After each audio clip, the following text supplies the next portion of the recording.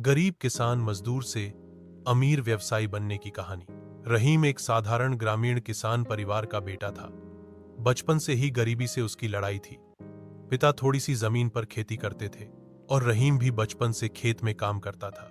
पढ़ाई का अवसर ज्यादा नहीं था, लेकिन परिश्रम का मूल्य ही जीवन की सबसे बड़ी पूंजी है। यह उसने बचपन में ही समझ लिया था।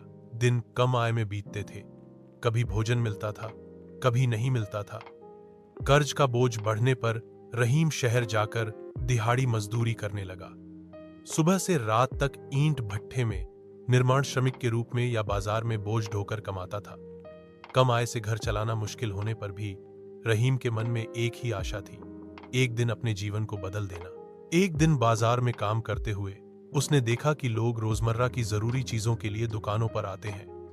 उसने सोचा कि अगर छोटा व्यवसाय भी शुरू किया जाए तो धीरे धीरे उसे बड़ा किया जा सकता है। इस विचार से वह अपनी रोज की थोड़ी कमाई से थोड़े थोड़े पैसे जमा करने लगा।